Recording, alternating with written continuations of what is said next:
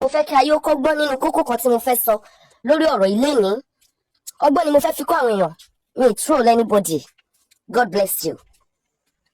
Mo fẹ́ sọ̀rọ̀ lórí bí Àti Tope ṣe change orúkọ ọmọ wọn sí tọkọ wọn tẹ́ bẹ̀rẹ̀ sí ní bú Àti Tope Alabi. Mo fẹ́ kí ẹ̀yin ọkùnrin kọ́gbọ́n bẹ̀ dáadáa. Mo fẹ́ kí ẹ̀yin obìnrin náà kọ́gbọ́n o.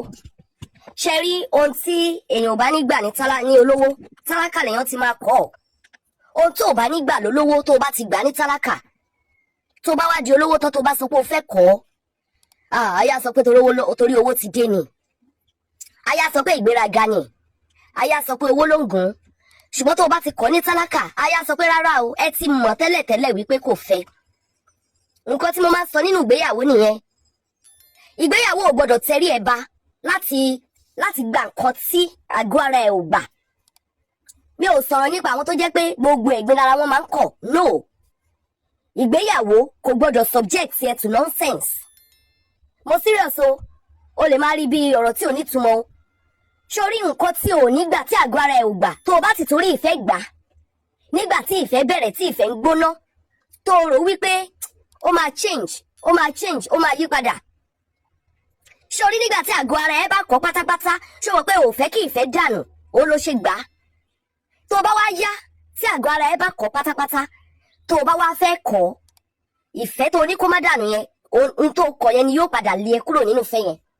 Lọ máa yẹ̀ wò bóyá iṣẹ́ ló ń ṣe ọkọ ẹni rárá o iṣẹ́ tó ń ṣe yìí mi ò like o. Tó bá yẹ pé day one of marriage ni tètè yarí pé kó o tó fẹ́ mi wọlé kí ló dé tí o sọ fún mi pé mi ò ní ṣiṣẹ́ yìí. Tó bá yẹ pé dressing kan ló ń dress tètè sọ fẹ́ni tó ń fẹ́ pé dressing yìí mi ò gbà. Tí ò bá ti gbà nígbà tẹ́ ń bí friend ara yín má introduce ẹ̀ tẹ́ bá fẹ́ra yín tán o pé ẹni tó bá fẹ́ tán ìwọ lọ kọ wá kì bọlẹ̀ rárá. Tí ò bá ti gbà kò lè change. Ṣùgbọ́n tó bá ti gbà ìwọ náà tó bá ti gbà kẹ́ tó fẹ́ra yín nígbà tẹ́ bá fẹ́ra yín tán má sọ pé a ti kí òjé bolóṣà lọ́wọ́ o. Tó o bá tún ti padà síbẹ̀ òjé yẹn ló máa lé ẹ nílé ọkọ. Níbo ni mò ń bá ọ̀rọ̀ mi bọ̀? Gbogbo yín wulẹ̀ ń bú Àti Tope Alabi yìí ni ṣó lẹ́bi? No, Singer Tope Alabi ò lẹ́bi. Èmi ò ń gbẹ̀bí fáláre mi ò dẹ̀ kí ń gbáre fẹ́lẹ́bi. You might not agree with me but mo sọ fún brother yẹn wípé mo fẹ́ sọ̀rọ̀ débẹ̀ tẹ́lẹ̀. Mo ní torí ẹ̀ ni mo ṣe sọ̀rọ̀ wípé ẹ̀yin obìnrin kan ẹ máa ń change orúkọ ọkọ yín, ẹ máa ń change orúkọ ọmọ yín sí tọkọ tuntun tí ẹ fẹ́, ẹ dẹ̀ máa ń change orúkọ ọmọ yín sí ti bàbá yín. Ṣùgbọ́n mo fẹ́ kó dúró lọ́tọ̀ nítorí ọ̀pọ̀lọpọ̀ ọkùnrin náà ti ṣe mistake yẹn. In the case study of Singer Tope àti brother yìí kò kí ń ṣe àrùn pé èèyàn rò wípé ibi tó ń fẹ́ gbin iṣu sí yìí iṣu ló máa lalẹ̀ hùn bẹ̀. Gbà tó dẹ̀ gbé iṣu tán olóko ní rárá òun ò fẹ́ kẹ́ máa gbé iṣu lórí ilẹ̀ òun. Ó wá ní ẹ dákun ẹjọ́ ẹ ṣáàjẹ́ kí n wú eléyìí tí mo gbìn iná kí lẹ fẹ́ ká máa gbìn síbí àgbàdo ni next time àgbàdo. Kò sí nǹkan kan tó lè fi yọ èèyàn tàbí tó lè fi fìyàn ṣe yẹ̀yẹ́ nínú kóhun nínú ayé ènìyàn. Bí tiẹ̀ ò bá rí bẹ́ẹ̀ ṣe bó kó kọ́ ọmọ dání. So kò sí nǹkan kan tó jẹ́ nǹkan ọ̀tìjú nǹkan tọ́lọ́run bá ti dà sí lágbádá yan ni jẹ́ kí gbogbo ayé mọ̀ wípé bí mo ṣe rí lélẹ̀. Nígbà tí brother yìí ń sọ̀rọ̀, this my very handsome brother, gbogbo nǹkan wọn náà ò ní bàjẹ́, ilé wọn náà tán ní ò ní bàjẹ́, àwọn ọmọ tán bí náà wá ṣe rere kọjọ ọkọ fìyèdè núná. Nígbà tí Singer Tope Alabi change orúkọ ọmọdé yìí bọ́dá yìí láwọn mọ̀ wọ́n láwọn mọ̀ ọ̀rọ̀ yìí ti wà láàrin òbí méjèèjì wọ́n mọ̀ wípé wọ́n ti change orúkọ ọmọ wọn sí Alabi. Ó yá ṣé Mr. Alabi ṣó wá jẹ̀bi láti sọ wípé mo fẹ́ kọ́ ọmọ mi máa jẹ́ orúkọ ẹ̀ kí wọ́n ti ń forúkọ ṣe àìmọye ọkùnrin tó jẹ́ pé àwọn ni wọ́n tọ́mọ tí wọ́n pé nígbà tí wàhálà ò tí ì ṣẹlẹ̀ ayé a máa ní àsàdákàtọ̀ ọmọkùnrin yẹn ọmọbìnrin ká ọmọ dọ́dọ̀ rẹ̀ ní kódà ó tọ́jú wọn débi wípé orúkọ rẹ̀ ni wọ́n ń jẹ́ kò sì jẹ́ kí wọ́n mọ̀ wọ àwọn ọmọ yẹn ò mà lápò nǹkan ló bí wọn. Nígbà tí nǹkan bá ṣẹlẹ̀ lábá ń di ẹ̀bi ilé ẹni tó rò wípé òun ṣe favour lórí èmi ò kì í ṣe. Màá dá ọ̀rọ̀ yẹn padà sẹ́yìn pé níbo ló ti bẹ̀rẹ̀ níbo ló ti ń bọ̀ báwo ló ṣe rí lára àwọn ènìyàn nígbà yẹn. Ẹni tá a bá ti lè gbé sàdákàtà fún lórí ìwà kan tó wù èmi ọmọ Olúwaṣeun Adébóyè nígbà tí ọ̀rọ̀ bá dàrú tán mi ò ní sáré gbé ẹ̀bi kí n gbé sórí ẹni yẹn. Ṣé Mr. Sọ́jà Alabi jẹ̀bi ni láti wo ọmọ tí ìyàwó ẹ̀ gbé dọ̀dọ̀ ẹ̀ gẹ́gẹ́ bí titi ẹ̀ tó dẹ̀ rí gẹ́gẹ́ bí titi ẹ̀ tó dẹ̀ mú gẹ́gẹ́ bí titi ẹ̀ kó tó di wípé ọ̀rọ̀ yìí dé stage yìí that means that man is an angel. Kó tó di pé dé stage yìí that man is an angel. Fún gbogbo wàhálà tó wá ti ṣe látijọ́ yìí èmi ò ní troll ẹ o láyé ṣebí ìyàwó tí ẹ bímọ ẹbí ọmọ pọlọmọ ni kí ló jẹ́ káwọn ọmọ rẹ̀ ò fọ́kálẹ̀ ní nítorí pé o lè tọ́jú ọmọ tí ìyàwó rẹ̀ ti bí fọ́kọ mi tàbí fọ́kùnrin mi o lè tọ́jú wọn ìyà làwọn ọmọ yẹn ń jẹ kiri náà ẹlòmíì wà tó jẹ́ pé ó ní láti fi pamọ́ fún ẹ nítorí pé o gbọ́dọ̀ mọ̀ pé ó ti bímọ rí ó bọ̀ wípé lómi bímọ rí o promise ẹ̀ wípé má wọrí àwọn ọmọ mi ni nígbà tó ń bímọ kan fún wọn tó ń ṣe ló bẹ̀rẹ̀ sí ní kanra máwọn ọmọ tó mú wà náà ọkùnrin mi olórí ibú mi irú ọmọ Àti Tope Alabi tẹ ẹ̀ṣẹ̀ wà ń bú Sọjí Alabi fún yìí ó ti bá sùn wàá máa báyà sùn wàá máa bọ́mọ sùn mi ò ní jẹ́ kí màá yí ìgbèrè tìjú lórí platform ti tèmi lórí nǹkan tó ṣe sẹ́yìn ẹnìkan dẹ̀ pa kéésì mi sí lánàá wípé ẹ ṣe mo rí pé níbi wedding yẹn bọ̀dá yẹn ò jó dáadáa bọ̀dá yẹn ti lè gbégbèsè náà ṣé kó wá yarí pátápátá kanlẹ̀ kó má wàá ṣó lọ́jọ́ yẹn kó tún wá fi ọmọ yẹn sí inú ìtìjú ẹlẹ́ẹ̀kejì ni no Mr. Sọjí Alabi ọ̀tọ̀ ni mo gbá ti Mr. Sọjí Alabi sí mi ò ní fún ní ẹ̀bí kankan torí mi ìdílé wọn mi ìdẹ̀bọ̀ ìgbésẹ̀ tí màá yẹn gbé lórí ọ̀rọ̀ yẹn no I won't now mo sọ wípé ọmọ yẹn ló yẹ kó yarí torí pé kò ń ṣọmọdé mọ́ tó bá wọn pé bàbá òun precious sóhun ọ̀tọ̀ nìyẹn so nígbà tí bọ̀dá mi sọ wípé àwọn béèrè lọ́wọ́ Àti Tope Alabi pé kí ló tó ṣe change orúkọ ọmọ mi kúrò lórúkọ mi wọ́n lọ sọ wípé nítorí travelling wọ́n gbà àtọjọ́ yẹn ló yẹ kó ti yarí pé rárá torí wọ́n mọ̀ wípé tí orúkọ Alabi bá fi lè wà lórí document ọmọ yẹn internationally wọ́n mọ̀ pé gbogbo document ọmọ yẹn gbọ́dọ̀ change forever for life so nígbà tí wọ́n ti gbà àwọn gan ti jẹ́ kí Mr. Sọjí Alabi adopt ọmọ yẹn legally willingly láti ọkàn wọn ṣé nítorí àti travel ọmọ ṣé ọmọ yẹn ò wá nílé travel tí ó ní irú ìyá bíi Tope Alabi lára ó yẹ sọ fún mi kí Tope Alabi má bí èèyàn kó dẹ̀ fẹ́ kẹ́ni ẹ kó travel out ṣé wọ́n ní ṣe ni wọ́n á rí ṣe náà kó wá di kọ̀rọ̀ ìgídá wípé ó wá difficult bọ̀dá àyà sọ wípé no lórúkọ ọmọ mi jẹ́ kí ọmọ yẹn kó wà fi sí àárín àwọn bound ẹ wípé àwọn elégbé ẹni Àti Tope ṣáà ní fẹ́ lọ kọrin ní Amẹ́ríkà kí embassy sọ fún wọn wípé àwọn nìkan kọrin àwọn nìkan lùlù àwọn nìkan gbé orin ṣé àwọn elégbé mi ò tẹ̀lé wọn nígbà tí wọ́n ń lọ ni ṣé orúkọ Alabi ni àwọn elégbé yẹn jẹ́ ṣé ibi tí mo ti dá bọ̀dá ẹlẹ́bi nìyẹn àwọn ni wọ́n jẹ̀bi mo wá fi kọ́ gbogbo èèyàn lọ́gbọ́n ni obìnrin ni ẹ o ọkùnrin ni ẹ o ohun tó bá ti wálẹ̀ gbàgàm tó bá ti ṣe ojú sí pé white lè rí báyìí tètè kọ́ ni o tètè pariwo lé ọkọ ẹ lórí tètè pariwo lé ìyàwó ẹ lórí pé láyé mi ò gbà tètè tí bọ́ọ̀lẹ̀ pé mi ò gbà wàhálà if the matter go send you out of your husband's house fi sùúrù ṣe tètè yarí wípé mi ò gbà títí tí ó fi máa padà sójú ibi tó mọ̀ wípé yes this is the right thing I'm not saying kó wà obstinate lórí nǹkan tí ò lẹ́tọ̀ọ́ o lórí nǹkan tó lẹ́tọ̀ọ́ tó mọ̀ pé bẹ́ẹ̀ ló ṣe rí for example kí ìyàwó ẹ̀ ó sọ pé ìyá òun lè wálé yín àbúrò òun lè wálé yín ẹ̀gbọ́n òun lè wálé yín ṣùgbọ́n àwọn tí tó kọ ò lè wá mo ti rọ́kùnrin náà tó sọ pé àwọn fámìlì ìyàwó ò lè wá o ẹran ara mi gangan ni o mo máa ń sọ pé gbogbo nǹkan tí mo bá sọ ó ṣẹlẹ̀ lẹ́ran ara mi mo ní fámìlì tó pọ̀ náà kò ń jẹ́ kí fámìlì kankan kó lọ rí àǹtí mi yẹn èmi nìkan ló accept ọjọ́ tó accept mi àǹtí mi gan wá surprised pé kò dé complain mo ní Ọlọ́run kódà lọ́jọ́ kejì gan ó tún béèrè pé kí ni mo máa jẹ ó tún béèrè pé ṣé mo ti jẹun of blessed memory táǹtí yẹn ò tiẹ̀ mọ̀ rárá wọn má dín ìgbéyàwó kódà àwọn ọmọ wípé èèyàn máa ń ní fun pọ́kọ àti àwọn máa ń bára wọn sùn láì ṣe pé wọ́n fẹ́ bímọ ó dìgbà tó bá fẹ́ bímọ kó tó súnmọ́ wọn what a suggest. so ní mo ṣe bá sọ pé nígbà tó bá rí pé èèyàn kan bímọ kan fún èèyàn méjì ṣé o mọrú marriage tó kọ́kọ́ ní ṣùgbọ́n irú ẹ̀kọ́ tí àǹtí yẹn ní kò lè jẹ́ ó kúrò nílé ọkọ ó faramọ́ ni títí tí bọ́dà tó fi tíbẹ̀ láyé fọ́fọ́ fèrè dànù. so àti ọjọ́ yẹn ló ti yẹ kó ti sọ pé rárá orúkọ mi ni kò jẹ́ kí ọmọ mi jẹ́ kó dẹ̀ yarí kó lọ sí embassy let them go and change that name I will write embassy Àti Tope change ẹ̀ kò sí bí Àti Tope ṣe wà frivolous towards that man so wọ́n máa change ẹ̀ jẹ́ kí ọmọ mi ohun tí mo dára sọ ni pé kò ń ṣe travelling kò excuse tó fún wọn yẹn shallow wọ́n dẹ̀ gbá wọ́n fẹ́ kọ́ ọmọ wọn travel out so why are you not blaming her for changing the name of the lady if the lady's name was changed nǹkan tó wà Àti Tope nìyẹn kí gbogbo ọmọ wọn kí wọ́n jẹ́ orúkọ kan náà torí ayé yìí náà ni torí ẹ̀yin ayé náà ni ẹ̀yin ayé gan lè tìyàn ṣiṣẹ́ àfi kéèyàn ní mind ara ẹ̀ you must have the mind of yourself honestly what will people say you must have the mind of yourself lórí nǹkan tó bá ní ẹ̀tọ́ lórí nǹkan tó bá mọ̀ wípé kíní yóò right tó bá sọ pé what will people say mi ò care no o gbúdọ̀ care but lórí nǹkan tó bá mọ̀ wípé ó right tó lè defend what will people say ò matter wà láì wàá ṣé wàá defend ẹ̀ wàá dúró tì ní wàá dẹ̀ sọ fáyé wípé kò kàn wọ́n bó ṣe wà nìyẹn fi ọmọ mi sí àárín àwọn báǹjẹ ní orúkọ mi not mi against ẹ mi against bí ọmọ yẹn ṣe wà lọ́dọ̀ yín ẹ ṣe ẹ kú tọ́jú kódà kò sí nǹkan tó ní wípé tó bá ń bá tí wọ́n bá fẹ́ bọ́ ọmọ yẹn sọ̀rọ̀ bá mi gbé fóònù fún dádì ẹ̀ kó máa dúpẹ́ lọ́wọ́ Mr. Sọjí Àlàbí pé thank you for taking care of my daughter. Ṣé kò yẹ kí a tiẹ̀ praise máa yẹn lẹ́gbẹ̀ẹ́ kan?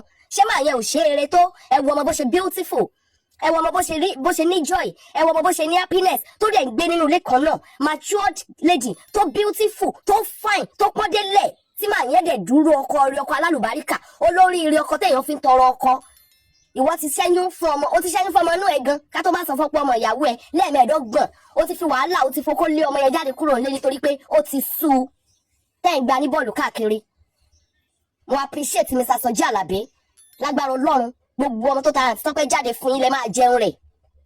I know him very well yo, ọ̀rẹ́ bàròyìn ọ̀rẹ́ mi ní Kwara tó kú yẹn. I know he has been a very gentle good guy since the time he started in his studios. Táwọn àwọn àbàròyìn ló máa ń ṣe jingle níbẹ̀ Àti Tope náà ti bẹ̀rẹ̀ náà ti máa ń ṣe jingle nígbà yẹn.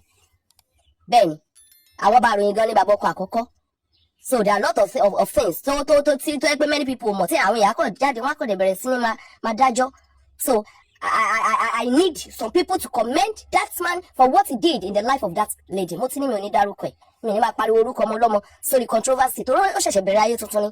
Ayé tuntun tó dẹ̀ bẹ̀rẹ̀ yìí lágbára Ọlọ́run gbogbo error tó wà ń bẹ̀ lọ́lọ́run máa correct. Now to Àti Tope's ex. Àti Tope's ex ò jẹ̀bi. Àná jẹ̀bi sẹ̀. Mo náà jẹ̀bi. Wọ́n jẹ gbogbo ẹ̀bi.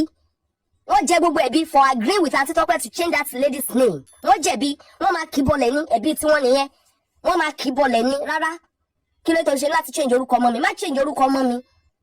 Ṣé gbogbo àwọn báǹdì Àti Tope ṣé orúkọ Mr. Alabi ni wọ́n ń jẹ́? No, ẹ má fi ṣẹ́rí, ẹ má fi kíní sí sentiment. Àánú ẹnìkan ṣe yín, nǹkan tẹ́nìkan ṣe ò dá. Ẹ má fi sentiment sí. It is not good for another man to sit. Ṣé bí èèyàn ní Iyabo Ojo? Ṣebí òun àti ọkọ ẹ̀ wà? Ó lóun nìkan ló ń dẹ́rù gbé. Àwọn tí wọn bá wọn mọ̀ ni wọ́n bá wọn gbé wípé báwo lẹ ṣe mọ̀ pé òun nìkan ló dẹ́rù gbé. Ṣé nígbà tó ń ká ọmọ yẹn kiri ní kéékèèké ṣe rí ọkọ Iyabo Ojo ni? Ṣebí nígbà tí Priscilla tó ṣoríire tó lọ sí ọkọ ilẹ̀ tó rí fèsì ọkọ Iyabo Ojo? Ṣé rí fèsì ọkọ Iyabo Ojo rí ni? Rí fèsì ọkọ Iyabo Ojo rí làwọn post àwọn ọmọ yẹn rí náà, ṣọ́ post àwọn ọmọ yẹn rí ni. Láti kéékèèké ni ọmọ yẹn ti ń lọ ní Iyabo Ojo ti ń kó àwọn ọmọ yẹn káàkiri. Nígbà tí wọ́n ń gbé inú lẹ́kọ̀ọ́ báyìí tí ò fine. Iyabo Ojo show gbogbo pictures yẹn ṣe rí ọkọ ẹ̀ ní sìn tí ọmọ yẹn tó ṣoríire tán lẹ sọ pé ṣe bí ọkọ Iyabo Ojo ló bá ṣe tí táwọn ọmọ fi di embassy tó fi di citizen of America or whatever. Ṣé ẹnìkan kọ́ ló sì wọ́n débẹ̀ yẹn ni? Mi ò mọ tó ṣẹlẹ̀ nínú ilé wọn, mi mọ bí ọkọ Iyabo Ojo ṣe try to so mi lè dájọ́ but nǹkan tí Iyabo Ojo sọ lèmi ń sọ wọn ọ̀dẹ̀ deny ẹ̀. So in the other comment section, people should be very very careful to be giving verdict on other people's life that you don't know. Let the owners of the lives, let them explain and follow what they say step by step. And don't say it is a lie because you don't know. You don't know the truth. Let the other party come out and debunk it. You are not the one to debunk it. Ẹni tó ń bọ̀ ní other party ó ló máa debunk ẹ̀. Tí ẹ̀gbọ́n tèmi bá ṣe pé ìgbà tí àwọn mi yóò change orúkọ ọmọ mi ẹ̀yin tó mọ̀ nígbà yẹn kò wá jẹ́ kí n jókòó lọ́jọ́ wedding máa béèrè pé kí lẹ jẹ́ kó change orúkọ ọmọ yín gan fún in the first place. So I don't want to appeal to Àti Tope's ex. Sherry, the deed is done. The deed is done. Àwọn ọmọ tẹ́ bí sílẹ̀ míì wọ́n á sin yín lórúkọ Jésù àmọ́ ọmọ tó ń sin ni Yorùbá ló ń pòwe bẹ́ẹ̀ o. Àmọ́ kan tó máa ń ṣẹlẹ̀ lọ́jọ́ ọ̀la tó jẹ́ wípé ọmọ kan tá à ń bínú sí ló máa wà ní position tí ìṣòro yẹn fi máa bíyá. Kò sí bí èèyàn ṣe great tó láyé tí ò need help. Ọjọ́ tí mo sọ wípé èmi náà need help àwọn èèyàn rò wípé bóyá torí pé mò ń béèrè owó fẹ́ni tó níṣòro pé bóyá ṣe lèmi náà fẹ́ máa tọrọ owó.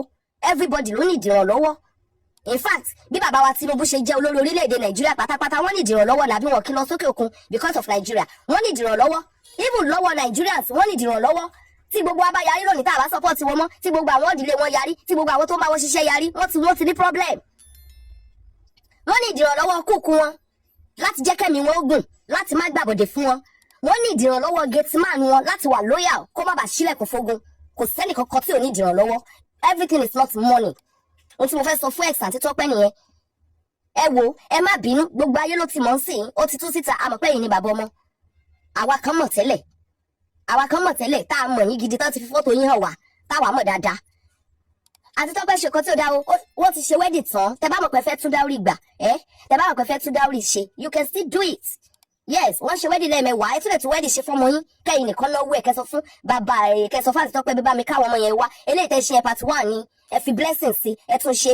Tó bá lè jẹ́ 1 year anniversary lẹ fẹ́ ṣe ẹ sọ fún wọn pé I want to carry it on my own ẹ gbé gbogbo ẹ̀ kó sọ wípé bàbá alágbájá 1 year anniversary wọ́n ṣe fáwọn ọmọ wọn kí ẹ má sọ ti Mr. Sọjí Àlàbí tó ti máa yín tọ́ ọmọ látijọ́ yìí dẹ̀ bí ẹ gbọ́dọ̀ bínú sí máa yẹn. Ó ṣe ribiribi ní ayé ọmọ yín. Wàláì máa yẹn ṣe ribiribi ní ayé ọmọ yín. Gbogbo tí àwọn ọkùnrin mi ò lè ṣe nílé ayé ni máa yẹn ṣe tí mo ti mention sẹ́yìn. Ọkùnrin ni o. Ọkùnrin ni tí Àti Tope gan bá mọ̀ wípé kì í ṣe everything ní ọ̀rọ̀ owó with that nǹkan tí bàbá yẹn tí bọ̀dá yẹn gan ṣe lórí ọmọ yẹn. Ó yẹ kí Àti Tope kọ́ lọ kì í ṣe double lo kọ́ triple. Bó ṣe máa humble ìgbọràn ìfẹ́ fún Mr. Sọjí Àlàbí ó ṣe ribiribi láyé yín. Àwa súnmọ́ gbogbo àwọn èèyàn tí wọ́n ń bá wa sọ̀rọ̀. Ẹ ti gbàgbé broadcaster ni mí àwọn èèyàn ń pè mí. Gbogbo obìnrin nìkan lè máa ń bù obìnrin ò dá wọn ò fẹ́ ọmọ kan wọn obìnrin ò dá wọn ṣe gbá olórí burúkú ọkùnrin pọ̀ tí wọ́n fi ọmọ ìyàwó. You married a married woman, a single mother, and you don't love the children or the child. Yorùbá sọ wípé ẹni tí a bá fẹ́ lọ́mọ rẹ̀ ń wú ni. Then that person doesn't love you. That is why I blame those people tó máa ń hide ọmọ pé ẹ̀mí ò bímọ rí. O love àwọn ọmọ ẹni yẹn. O love ọkùnrin tó ẹ̀ṣẹ̀ pàdé tó tí ìmọ̀ tí ó gbẹ̀yìn jọmọ ẹ lọ. So kí ex Àti Tope ìjọ nítorí Ọlọ́run kó dáríjì ọmọdé. Ọmọdé ò kí ń mọ orí jẹ kó má ra lọ́wọ́. Ẹ dáríjì ọkọ ẹ̀ àti ọmọ yẹn yín lẹ́ni wọn o. Wàláì bàbá méjì ló ní. Òǹbí ni òdẹ tó ń wó ní. Òǹbí ni òtó ń wó ní o. Ìfẹ́ tó ní sí Mr. Sọjí Àlàbí ò lè dínkù láìláì mi ò wá mọ̀ bóyá nǹkan tá à ń rí kọ́ ni. Bóyá tá à ń rí kọ́ ni o. Ṣùgbọ́n fún tá à ń rí tó bá yẹ pé ẹ fẹ́ pè mí 091 yẹn lẹ máa pe o. Ṣùgbọ́n ẹ ṣáà jẹ́ ká round it up báyìí. Next show if you want to call me please màá fi nọ́mbà tẹ́ máa pè màá fi síta. Mi kò fẹ́ kó pẹ́ mi kò fẹ́ kó tẹ̀léra wọn ni. Tó bá jẹ́ tá à ń rí ní sà ẹ jọ̀ọ́ ẹ má sọ ti Mr. Sọjí Àlàbí dẹ̀bi o.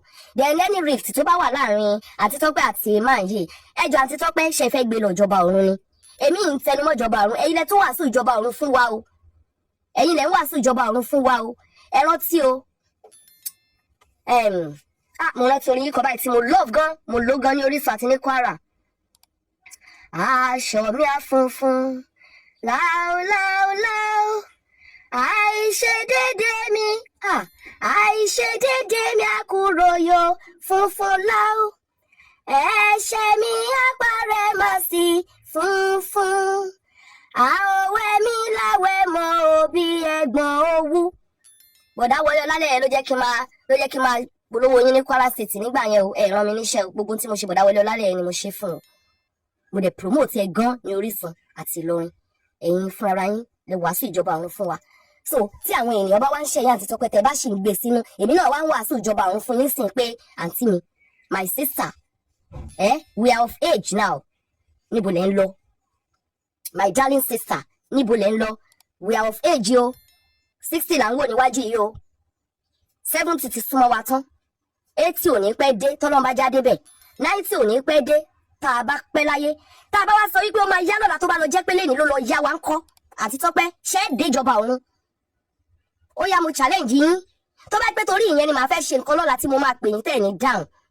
Èmi ò mà ní worry. Bí n ò bá rọ́ lórin pè. Èmi màá play orin láyé àtijọ́. Gbogbo olórin ni ó ṣeré fún wa. Nígbà tá a bá gbé sound system múlẹ̀. Tá a tún máa ṣe pàtí alẹ́ ńgbà táyé rojú. Gbogbo olórin ló máa ṣeré fún wa. Ojú ò lè tì mí tí n bá lo gbogbo olórin.